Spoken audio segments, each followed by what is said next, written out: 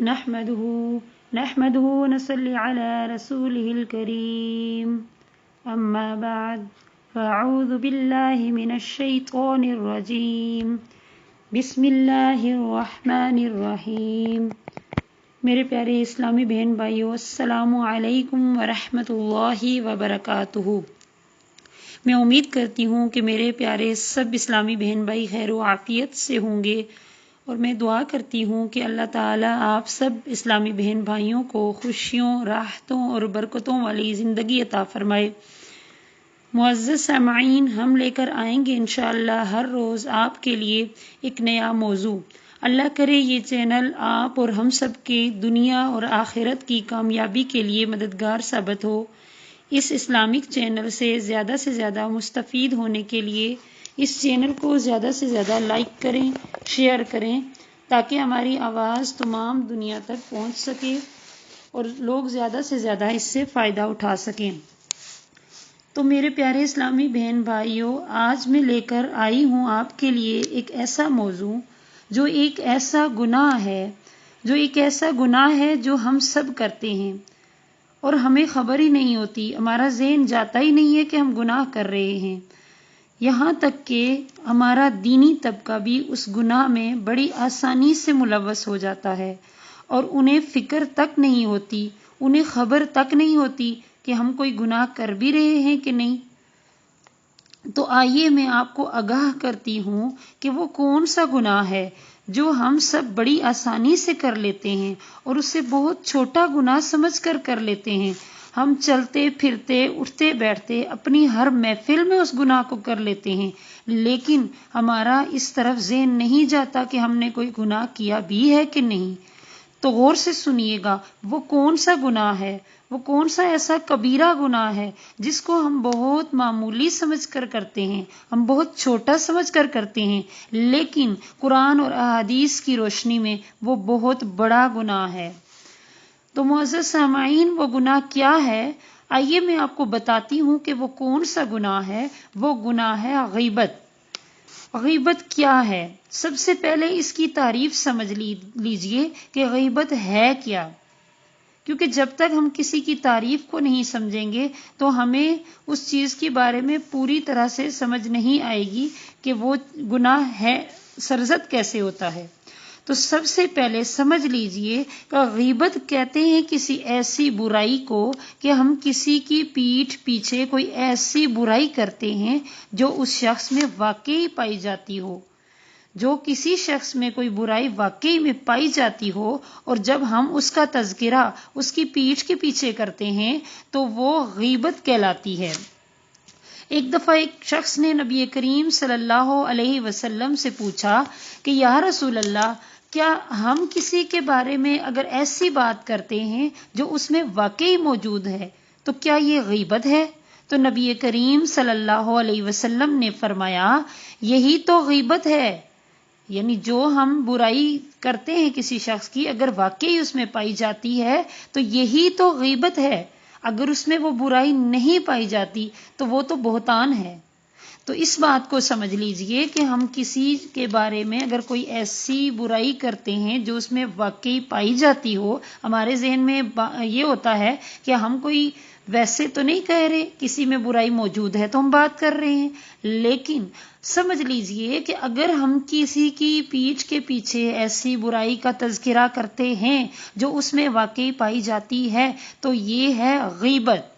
تو جی، یہ غیبت ہے جس کا گناہ ہم بڑی آسانی سے کما لیتے ہیں اور ہم اپنی ساری نیکیاں ڈبو لیتے ہیں اور ہمیں خبر تک بھی نہیں ہوتی۔ تو معزز سامعین، یہ ایسا گناہ ہے، اس گناہ کی اتنی نحوست ہے کہ اگر ایک بندہ ساری رات نفلی عبادت کرتا ہے، لیکن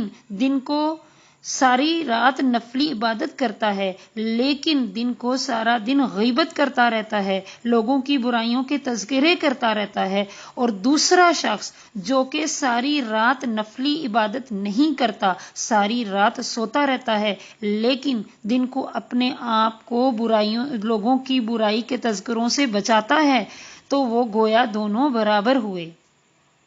دیکھ لیجئے کہ ایک شخص نے ساری رات نفلی عبادت کی، لیکن وہ اس گناہ میں ملوث ہونے کی وجہ سے ساری نیکیاں ڈبو بیٹھا۔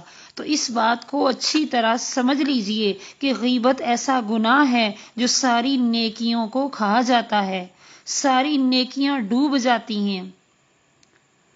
تو میری پیاری بہنوں، اپنے من میں ڈوب کے پا جا سراغ زندگی، اپنے من میں ڈوب کے پا جا سراغ زندگی، دوسروں کی خامیاں تلاش نہ کرو، دوسروں کی خامیاں تلاش نہ کرو، اپنے آپ کو دیکھو، اپنی خامیاں دور کرو، اپنے اندر جھانکو۔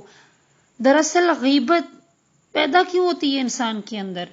دراصل غیبت اوروں کے عیوب پر نظر بازی سے پیدا ہوتی ہے، ورنہ اگر اس کی توجہ نظر دوسروں کے بجائے اپنی خامیوں اور خطاؤں پر ہوتی اور ان کی اصلاح پیش نظر ہوتی تو ہر لمحہ یہی فکر دامن گیر رہتی کہ نہ معلوم کل روز قیامت مالک الموت کے حضور پیشی کے وقت میرا کیا بنے گا۔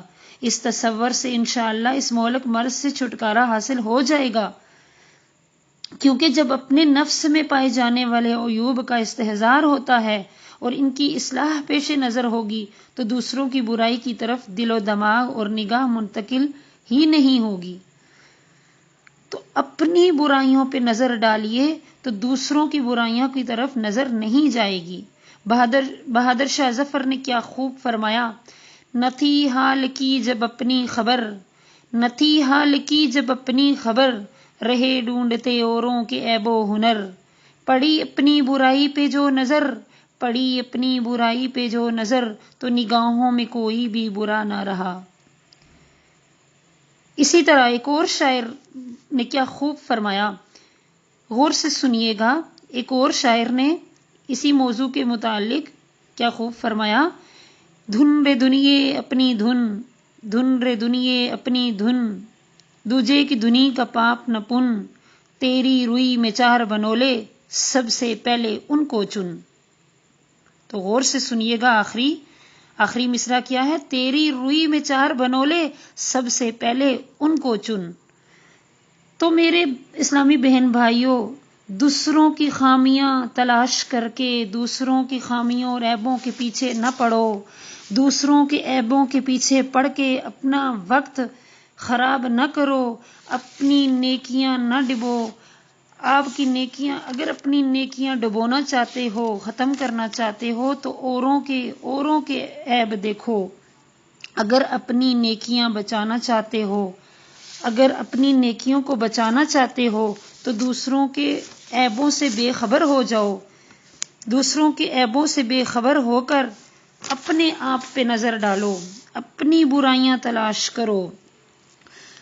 تو معزز سامعین، یہ غیبت ایک کبیرہ گناہ ہے جس کی حرمت قرآن مجید میں بھی بیان کی گئی ہے۔ ارشاد باری تعالیٰ ہے وَلَا يَغْتَبُ بَعْضُكُمْ بَعْضًا يُحِبُّ أَحَدُكُمْ تَأْكُلُوا لَحْمَ أَخِيهِ مَيْتًا فَكَرِهْتُمُوهُ۔ ترجمہ کچھ اس طرح سے ہے کہ اپنے بھائی کی غیبت نہ کیا کرو، کیا تمہیں اپنے مردہ بھائی کا گوشت کھانا پسند ہے؟ اسے تو ضرور ناگوار سمجھتے ہو۔ تو معزز سامعین، یہ جو آیت مبارکہ بیان کی گئی ہے اس میں گویا کہ تشبیہ دی گئی ہے غیبت کے گناہ کو مردہ بھائی کا گوشت کھانے سے۔ تو دیکھو، کوئی مردہ بھائی کا گوشت کھانا پسند کرے گا؟ یقیناً ہم سب اس کو بہت زیادہ ناگوار سمجھتے ہیں، بھائی کا گوشت کھانا، اور وہ بھی مردہ بھائی کا گوشت کھانا ہم سب کو کتنا ناگوار لگتا ہے، کتنا ہم اسے کراہت والی چیز سمجھتے ہیں کہ مردہ بھائی کا گوشت کوئی کیسے کھا سکتا ہے۔ تو اسی طرح جیسے ہم مردہ بھائی کا گوشت کھانے کو ایک ناگوار عمل سمجھتے ہیں، تو اسی طرح غیبت کو بھی اسی سے تشبیہ دی گئی ہے۔ ہمیں چاہیے کہ ہم اپنے بہن بھائیوں کی پیٹھ پیچھے ایسی برائی بھی نہ کریں، یعنی ان کی غیبت نہ کریں، کیونکہ یہ دونوں گناہ برابر ہوئے۔ احادیث اور قرآن کی روشنی میں یہ گناہ دیکھو برابر ہوئے، تو ہمیں اپنے آپ کو غیبت سے بچانا ہے، ہمیں دوسروں کی برائیاں کرنے سے اپنے آپ کو بچانا ہے۔ آخر میں یہی دعا کروں گی کہ اللہ تعالی ہم سب کو ایسے گناہ سے بچنے کی توفیق عطا فرمائے اور اللہ تعالی ہمیں عقل سلیم عطا فرمائے. آمین. وآخر دعوانا ان الحمد للہ رب العالمین.